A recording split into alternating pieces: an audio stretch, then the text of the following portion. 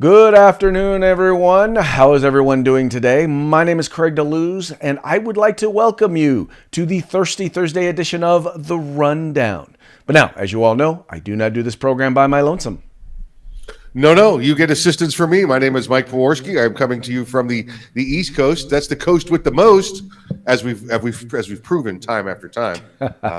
It is going to be a challenge today to keep that theory in practice, but we'll see how it goes. I am the co-host. I am here to assist you and bring you the rundown. Yes. So, sir, any special plans for Thirsty Thursday? Woo! Let's see. Thirsty Thursday is it's against the first full day of the weekend is how we like to celebrate it here, which means I'll probably only work about 8 or 10 hours of it continuing. Let's see. I'm already about 6 hours into it. I'll work probably till around midnight tonight, it's just got to do what you got to do. Well, today I shared with you over the weekend that I actually picked up an interesting bottle of bourbon. America. Yep. They call it America with an M. Yep. I prefer to pronounce it America's bourbon. So my plan today is to actually give that a taste, and I can give you a review tomorrow. Those are good guys. Met them at SHOT Show about 3 or 4 years ago. Came by the booth up on Radio Row, showed us their products, sat and talked with them for quite a while. Good people. I think as long as the recipe has remained the same, Craig, you should have a good, enjoyable tasting today. I am very much looking forward to that. I'm also looking forward to our special guest host today for this Thursday edition of The Rundown. We met several years ago. This is a guy, and I'll just say this. I always say, whenever Mike, we always get people who are like trying to get us or national groups to come and do stuff in their area, in their community, and advocate in their areas, right? Yes. But this is a guy who saw a need and got to work and started making an impact. And I'm going to tell you, in a place like California where it's hard to make an impact on gun laws, this guy and his organization are doing it. And so with that, I would like to introduce to the program Mr. Michael Schwartz of San Diego County Gun Owners. Thanks for having me. Awesome intro. Sir, I did not even do you justice. That's just so you know. I just so much appreciate the work that you guys are doing there in San Diego. You bet. Yeah, happy to do it. Looking Excellent. forward to telling more people about it. It's really an honor and a privilege. Excellent. So do me a favor. Let folks know a little bit about San Diego County Gun Owners and what it is that you do there. Sure. So we're 6 years old. We have 2,900 members and growing. And we're a political organization, but we focus just on Second Amendment issues and just locally. So when we looked around to see, hey, how can we help the fight? There are a lot of great organizations that are looking after federal and looking after, state Second Amendment issues. And we didn't want to duplicate what they're doing. What we wanted to do was something that wasn't being done. So we looked around and thought, a lot of the people that are serving in Sacramento and Washington, D.C., they started out on a city council or a school board somewhere. And no one's really paying attention. They just don't have the bandwidth to these local races. So we decided we're going to raise enough people and money, enough resources to get vetted candidates elected on local boards and councils who are pro Second Amendment. And we're nonpartisan. We don't care if you're a Republican, Democrat, declined to state, libertarian, whatever. We don't care. We just want you to respect our Second Amendment rights. And that was the basic idea. But along the way, we've done a whole lot more, including engaging with local media, your 6 o'clock news and print and radio and TV. We've set up shooting programs. We've set up a program for women who to help stop domestic violence and sexual assault by making sure that any woman who needs and wants gets a gun, gets training, and gets a CCW. And we've expanded. We now have Orange County gun owners and Riverside County gun owners and San Bernardino County gun owners. And it's just been a really amazingly successful. Sir, and but that's what I mean when I talk about the epitome of, local, of the idea of when you see a need, start doing it and then build relationships with other groups and other organizations so that you can, because there's stuff that you're doing that groups like FPC or NRA can't do. And there's stuff that they're doing that you can't do. And so by building those relationships is phenomenal. And now there's an event that you guys just had last weekend. It's the second, I forget what the official name is. All I know is the unofficial name that all of us call it is Gun Prom. Right. Yeah. It started out as our Second Amendment celebration dinner. And the first one we had was a few hundred people. And they were all people, we all kind of knew each other from the range or knew each other from the trenches. And for one night, we all got, we hosed ourselves off and got nice and dressed up. And it was in the spring. And it quickly got nicknamed Gun Prom. So I went with it. If you go to gunprom.com, you'll see details on our dinner. And this year's, we had to postpone it last year because of all the COVID restrictions. So this one happened Saturday night, and we had 1,000 people at our dinner. And there were prizes and awards for hardworking folks, and some entertainment and fun, and it was really, really great. It was touching speeches and powerful speeches and awards for people that have been working extremely hard. We don't chip around at the edges. We don't, we're not a sportsman's club or a hunter's club. We're a hard-hitting political action organization. And I tell people we're not a scalpel, we're a sledgehammer. I love that. All right. Well, with that, look, hey, by the way, if you want to get information on, learn more about San Diego County gun owners, or, maybe talk with them about trying to start the same thing where you're at, the information is in the description to this video, so you'll find it there. All right, so I've got a San Diego question. I've just because you know how I am. We get somebody on from different locale, different region, and I've got information I need to know. So Mike, what I'm trying to figure out is, this year the Padres started off, on gangbusters coming out of the gate. One of the top 3 leaders in the National League West out there, heading up against the Dodgers and the Giants, and then just faded at the halfway mark. I know you just released your manager, but you still got the $340 million man there. You got Fernando Tatis Jr. You've got Machado. You've got Darvish. You guys have eyes on a manager yet? And what's your plans for next year? How are you guys going to compete out there in the West? We have the exact same plans every year for next year, which is this time we're going to win. That's the plan. There you go. I don't know the specifics, but oh man, there was so much hope. People were so excited. Keep hope alive. Keep hope alive. And it just it was like they were like the Major League. Remember the movie Major League? Yep. Yeah, those were our fans, man. People in the just like getting all fired up. But it just didn't happen. But people, San Diego has some of the best fans out there, and they were supportive all the way to the end. But the reality was it just didn't work out. Wow. So I don't know what they're going to do. Again, every year right around this time, there's a bunch of articles written about how next year's the year, and here we go. So. That's it, right? Exactly. Right. Well, you guys got you have the leg up. You've got one of the futures of baseball there in your organization, and as long as they don't trade away Fernando, you guys should be in the news every day. It seems like I'm trying not to say it out loud, though. I feel like, it really truly feels like the guy is a legend in the making. Yeah.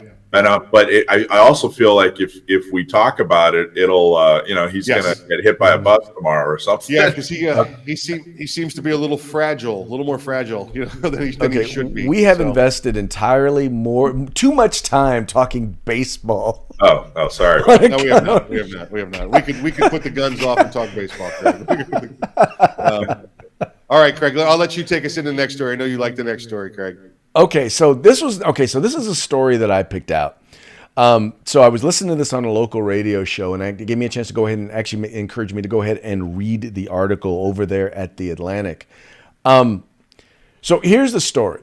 Now, if you've ever dealt with or you spent some time understanding methamphetamine and exactly what it is, that it causes, with long-term use, it causes mental health issues. It causes things like schizophrenia or bipolar disorder.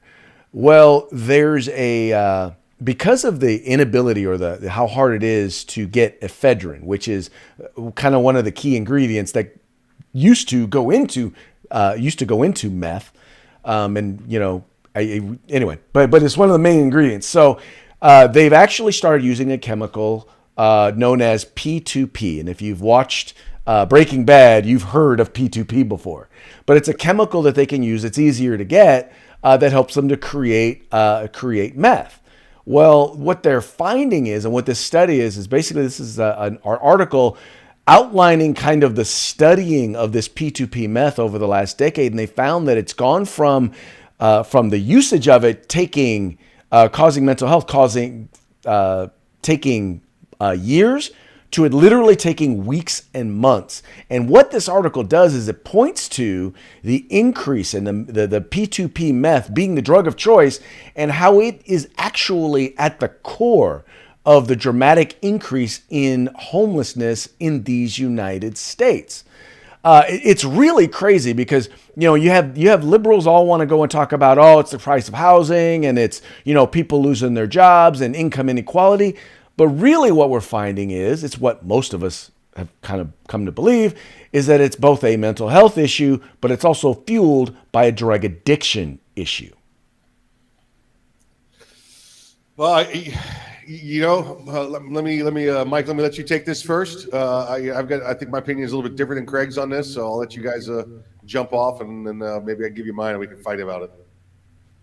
Well, in San Diego, it's been really interesting. I worked right in the center of downtown, and I parked just about 8 blocks from the center of downtown, and I went right through the homeless encampments on my way to where I was parking, and I saw it firsthand. And what I saw was people who were clearly having some kind of mental crisis on the streets, and I can only assume that it was caused by drugs. I mean, you'd see needles and stuff like that right in the streets, right in the streets in San Diego. Now, this is all just my personal experience. I certainly don't have any studies to back this up, but it's something I saw every single day for years working downtown.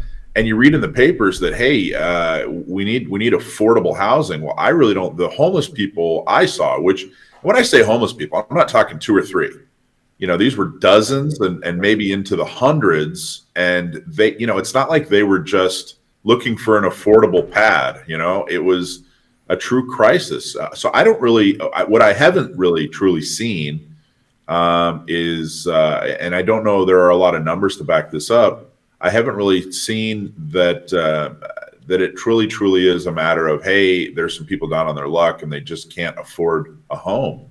Every indicator seems to be that this is some kind of mental health crisis caused by drugs, and the solution, the government solution, that just seems to be delusional. They keep talking about creating more and more affordable housing. Now, I think that's a great goal. I think that starter homes for young families and people that want to getting into real estate is great, but I think they're missing the actual problem.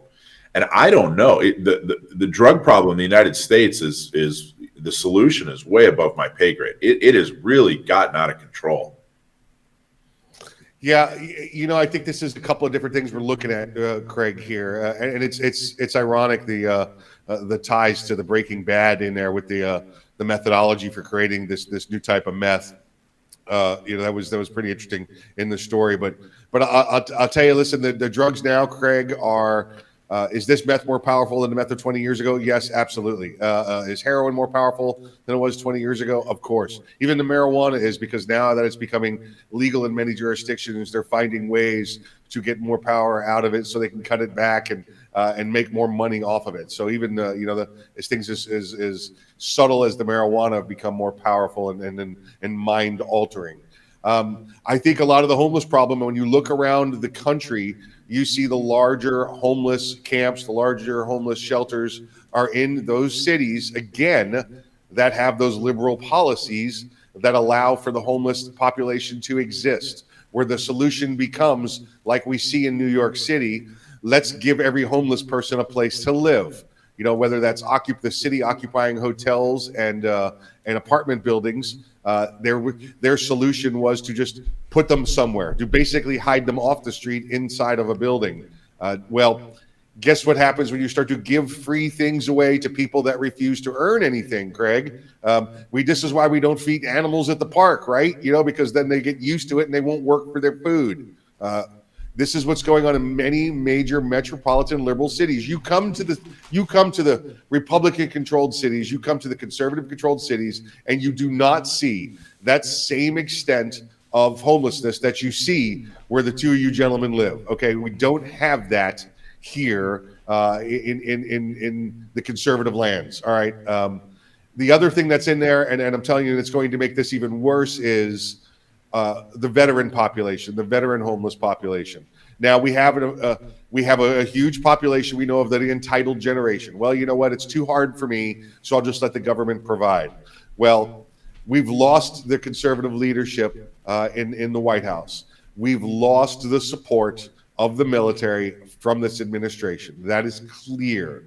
You've got members right now that are combat heroes and been in 15, 20, 25 years that are being shown the door because they said, I think I might like to look at getting an exemption for a vaccination. And so they're discharging and they're throwing them on the streets with no benefits. All right. So this administration does not care what's going on with our veterans. It's only going to make this worse. And I'm sorry, I don't believe that catering and trying to find a home for everybody that has no drive and has given up is the solution to this. I'm not saying I know the answer, but I'm saying coddling those that refuse to do anything for themselves is not the right answer.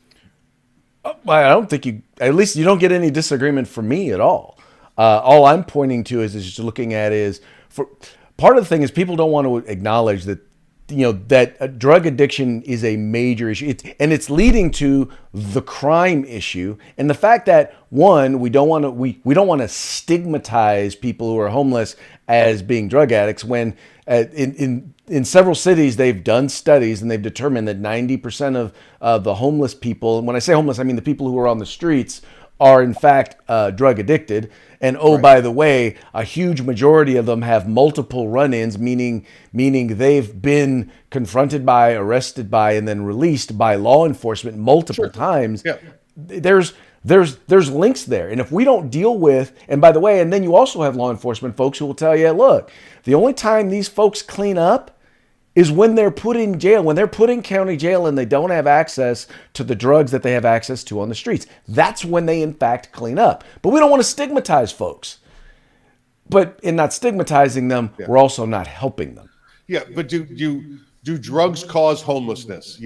Obviously, if you get bad enough into meth, you can go from top of the game to bottom of the world in months. I've seen that happen many times in the law enforcement world. I get that, but does drugs keep you homeless? Does it make you stay homeless? I don't know. I remember what was the comedian Greg Giraldo, when he was talking about Hurricane Katrina. People were saying you've got these people that are without homes down there stealing beer, and his response was, well, yeah, I think if I was living in a canoe and the only way I could get relief was to steal a couple of beers and get buzzed, I might do that also.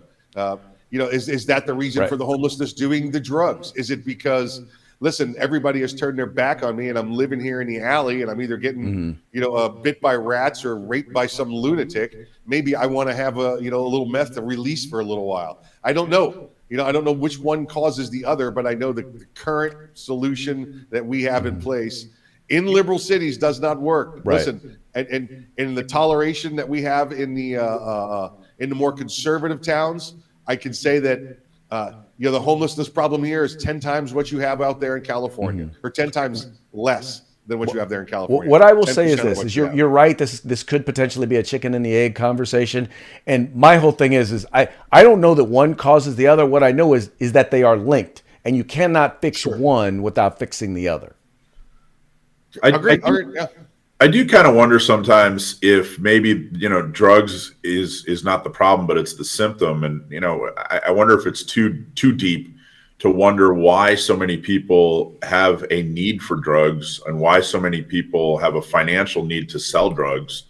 And I don't know how fixable that is. And again, I don't know how deep and philosophical it is to wonder, like, what's missing in people's lives that they have to do drugs. Right. Yeah. Well, and that is an issue I think further down the line that needs to be addressed.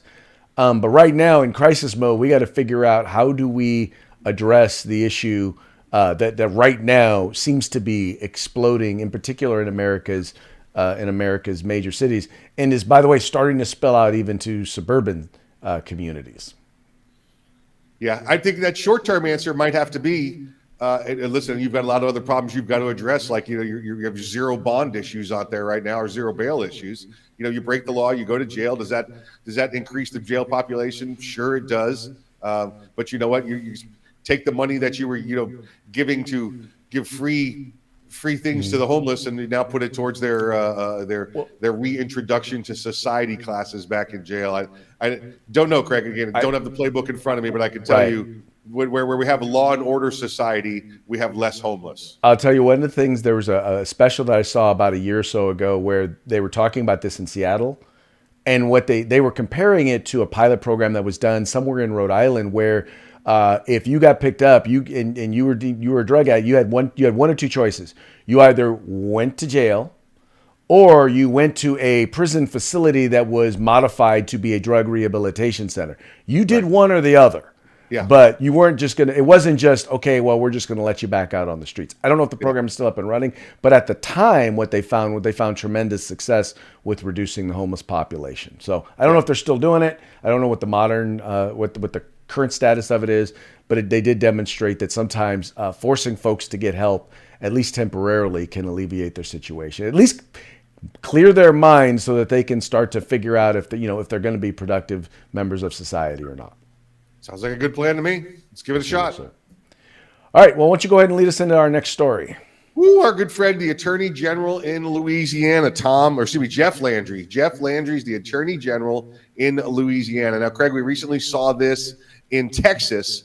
This got enacted in Texas not too long ago under law. But the Attorney General in Louisiana has got some news for the likes of J.P. Morgan and anyone else in that type of industry. So what's gone on, folks, is last year, was it a year and a half ago, the J.P. Morgan had to testify in front of U.S. Congress, and one of the things that the chairman, Jamie Dimon, is he's the chairman, or the CEO, I'm sorry, of J.P. Morgan, told U.S. Congress that we do not give money to those, or we do not deal with those that produce military-style weapons for the civilian population. So he came right out and said, we do not believe, and we do not give money or deal with money or finance those that manufacture military-style weapons for the civilian population. Well, then he came back this past year and said, hey, Louisiana, we'd like to do business with you. We understand you need somebody to back a bond project and do this $100 million deal and back that for you. And Attorney General Jeff Landry said, hold on a second now. We've got some questionnaires for you if you'd like to do this bond issue with us. Do you support and defend the Constitution of the United States, or do you plan on violating anybody's rights here in the state of Louisiana? And they said, no, of course not. We'd never do that. And then he gave the quote.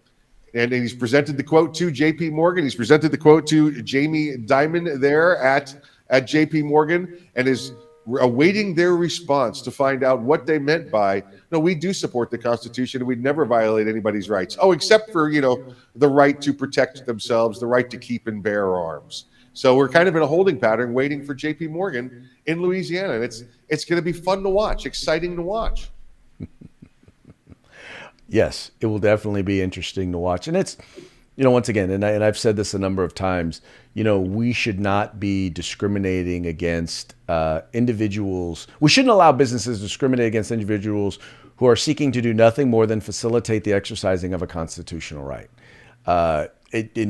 I don't think any government should be doing business with individuals who decide to do that. And I don't think we as individuals, as much as we can, because nowadays you have companies all over the place. I mean, if I boycotted every anti-gun company, well, we wouldn't even be able to do this program. That's how bad it is in terms of companies that violate it. But I think it's vitally important that to get states like Texas and like Louisiana do the right to keep and bear arms. Well, do you guys have this happen in California at all? Is this going on in Northern California, Southern California, where you guys are? I was going to say big time. It happens big time. And when we started San Diego County Gun Owners, we made it really, really crystal clear that we're not a club. This isn't a hobby. We're not a group of sportsmen. I mean, we may include all those people, Right. the folks that, do it as a hobby or are sportsmen. They may include that or in our membership. They are a big part of our membership for sure. But we're not a club supporting, a hobby or a sport. Right. We're a civil rights organization, and we take that very, very seriously. We're here to defend a civil right, and it is not a second-class right. It's an extremely important right. It's not just your right to keep and bear arms, but it's how you are able to defend your life. And there really, truly is no other rights matter if you don't have life, if you're not alive and able to defend yourself and protect yourself. So the idea that, hey, a business gets to discriminate against someone for practicing their civil rights, we've already fought that battle back in the 60s. And, we need to definitely draw a clear line to our civil right and the civil right movement back in the 60s as far as the results, which is, hey, look, you cannot discriminate against somebody commercially, or through government because they're exercising a civil right. And I think that for too long there was in the gun rights world for decades, frankly, there was an idea that, hey, that was maybe too strong a message. The thought of, hey, I'm carrying a gun in case I have to defend my life was a little too strong, and people thought, well, let's just talk about tradition and hunting. Let's talk about sport and it's fun. That's great, but we're in different times, and we need to relate to people who disagree with us. And very typically, the people who disagree with us do value the idea of civil rights. So drawing that connection and showing them that bridge to agree with us, I think, is extremely important. Well, when you see, I mean, you had it happen there with Del Mar trying to get rid of gun shows.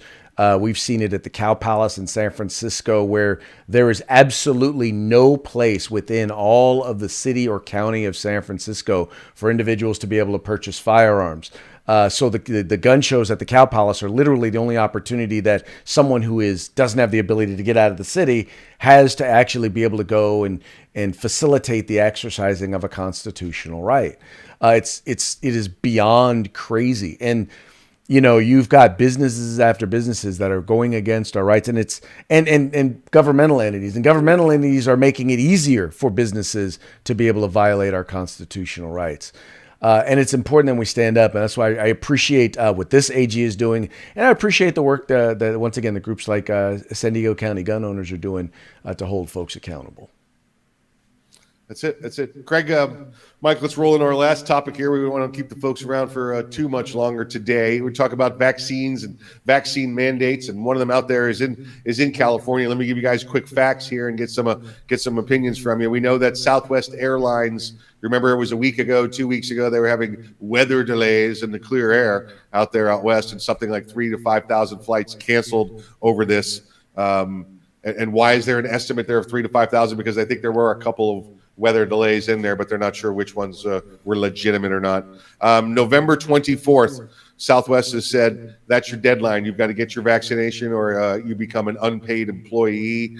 Well, they've changed that now to if you want to apply for an exemption. So whether that be a religious, a medical, whatever that exemption may be, you can now apply for that exemption and get you get to wait. So when you go, if you don't get unpaid leave, so as long as your exemption is applied for by the 24th, that you get to stay on paid status, and they have no deadline at this point to figure out the status of your exemptions. So they've kind of given them an out, is what it looks like. All right, we'll get you guys' opinion on that. And then out in LA, city of Los Angeles, they've decided, because they also were one of the cities that said get your vaccine or you're fired. Well, they've decided, and this is Mike Zazabo, he's the city admin officer out there in Los Angeles, that they're going to now give you you can get 2 tests a week for COVID. You'll have to take 2 tests a week for COVID, and that's through December 18th. So you'll have to pay for the tests. They're $65 a piece. That's twice a week you'll have to get them done. You cannot do them on company time or city time, and you can do this up until December 18th, where you get to figure out if you're going to get your vaccination or lose your job. And to show the attitude of the city out there, this Mike Sosmo, the city admin officer, said, "Hey, listen, this is your last, best, and final offer." You know, like it's a joke, like it's nothing to him, and he doesn't care. And the city has said, "Hey, it's your last, best, and final offer. Take it or leave it." What do you guys think? What's your think on the vaccination? You know, my personal opinion is I think we're saturated. I think the people that are going to get vaccinations have gotten them, and everybody left, it's going to be a fight. You know, I think I actually did an interview with a local news station, and I talked about that. I think that the vaccines are safe and effective, and probably a really good idea for most people. And I'm not getting it. And the reason I'm not getting this is I did this interview close to a year ago, and the reason I'm not getting it is I don't feel comfortable with the idea of a government mandate. And the interviewer asked me, well, how are you going to know when it's not required? You know, how are you going to know when government isn't requiring it? And I said, well, that's the question. But frankly, I'm someone who probably should get a vaccine. I'm probably someone who wouldn't fare well if I caught COVID or developed pneumonia. And but it's important to me to put my life on the line when it comes to defending against government overreach and when it comes to defending my own liberty and freedom. And I certainly don't judge or blame anybody for deciding to get the vaccine, but I'm extremely proud of people who are standing up and saying, hey, this isn't necessarily about the vaccine and what I think of the vaccine or what I think of science or the pharmaceutical industry. This is about the idea of a government saying, hey, unless you put a drug in your body, you're not allowed to work. That's so fundamentally wrong. And I think in 5 or 10 years from now, we're going to look back on this and think about how ridiculous it was that this was even being asked of us. So, I think it's great that I was really, really proud of Southwest and their pilots and for standing up and saying, hey, this is enough. Yeah. Craig, what you thinking? Well, I quite frankly, I think that they are in retreat. I think they're realizing that there are enough people out there, and these are not all Trump supporters, but there's enough people out there who are standing up and saying no to government telling you what chemicals or forcing you to put chemicals in your body. I mean, it's sad because you always get them comparing it to regular or to the vaccines that are required for kids to go to school. But I'm like, look, those vaccines were around for decades before anybody mandated them. And as far as I know, I don't know that they're mandated in all states in order to be able to attend school. And then on top of it, they want to remove any exemption, any religious exemptions. And many people are filing religious exemptions because, well, they used human embryos, aborted human fetuses, in order to manufacture this vaccine. And so therefore they have a religious objection to it. My thing is removing that and not allowing people to have exemptions. It's like I am frustrated because I'm a person. I decided to get the vaccine, and I got it because I believe it to be safe, and I believe it to be effective. Having said that, I made that choice. My wife made that choice, and every individual ought to be able to make that choice for themselves. And the idea of saying, well, you're not going to get to work if you don't get it because you might spread it. Well, guess what? If you get vaccinated, you can still get it. If you get vaccinated, you can still spread it. And then the idea that you're going to mandate multiple times per week people getting tested. Wait a minute. And then they have to pay for it. Well, why are we still not testing then people who actually got vaccinated? Because guess what? They can still get it and they can still spread it. It's like the idea of following the science has just completely and utterly, that's not a thing anymore. Following the science is no longer a thing.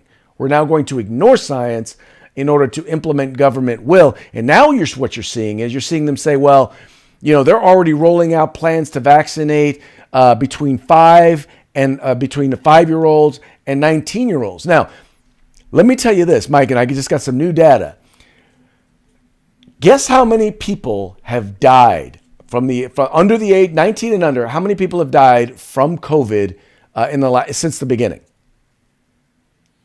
Purely from COVID. Yes. Without any other existing factors. I'll probably go with 0. Less than 10. Yeah. Less than 10 out of 330 million people in the United States. Yeah. Less than 10. Okay, but you can't say the total population numbers. You're skewing it. You have to go with those that were infected. Even if you go with those who are infected, I mean, come on! Right. Yeah. It is outrageous that we are now going to force a chemical. And by the way, and as we continue to say, we don't know the long-term effects, and you will never know the long-term effects until time passes. That's how you find out long-term effects. You can't study them if you don't have the amount of time to be able to do it. But now we're going to force chemicals into individuals who have almost no chance of getting severely sick or dying from COVID. Yeah, it's a personal issue. I agree. It doesn't matter. Listen, I'm sitting here on the monitor between somebody who's had it and has not had the vaccination for their various reasons, and I'm fine with that. It's your decision. It's your individual decision to do that. Like what Craig and I have said to you since day one, talking vaccinations, and I'm sure as we all have the conversation daily in our lives, make an educated decision. Do that with your family, do that with your medical professionals, and that's it. I personally don't believe I should be getting a vaccine for one that's government mandate. That's a huge, important deal for me. And two, why am I getting a vaccine for something when there's adequate treatments available on the table? Measles, mumps, rubella, polio, those vaccines are in place and they're mandatory for children because there are no cures. You get those diseases and you could die or be severely crippled for life. All right, that happens. I get COVID, you know what happens? I get a prescription for ivermectin or Regeneron or the monoclonal, and I'm fine because those exist. This is like trying to create a vaccine for headaches. I don't need a vaccine for headaches. So just when I get a headache, I'll take 2 aspirin. I'll be fine.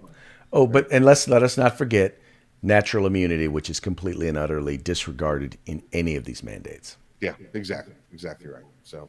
Anyway, it is what it is. It's to me, it's the first shot over the bow. It's one of the things that's been really revealing about the whole issue with COVID is we see what happens. We see what the left does when they believe that there is a crisis. All rights go out the window. All logic and reason go out the window, and they use it as a reason to implement policies that they always wanted to implement anyway. Oh, didn't we see it halfway around the country, right? We have a COVID 2 weeks lockdown. No gun sales. We have to suspend gun sales. Right. What? Oh, by the way, Mike, I totally forgot. Now, normally, so Michael, normally when we do our COVID stories, we lead into them with our COVID story announcement. I totally forgot to do it this time. Whoopies! Coronavirus! Gotta love Cardi B. She great. Yeah. She great. Hey, how tall is Cardi, by the way? I have absolutely no idea. I'm gonna look it up here real quick while you're introing the next story. Okay. Well, next comes our parting shot. And this probably comes out completely out of left field. But as soon as I saw this, I was like, okay, we will be celebrating this in the Deleuze household as October 21st is officially National Throw Short People Day. So on October 21st, you can throw anyone under 5'4" with no permission needed. Now, just so you guys know, in the Deleuze household currently, there is my wife, there is my daughter, there is my granddaughter, and my mother-in-law, who all qualify to celebrate National Throw Short People Day. We will be celebrating it. Hopefully, I will live through the experience when I celebrate it with my wife. See, that's a mandate I support right there. Craig, for the record, Cardi B's 5'3". If you happen to run into her today, you're good. Oh, we get to throw Cardi B. And also want to shout out to Kevin Sona. You are lucky you are in Florida. Mike, you might have to pay Mr. Sona a visit.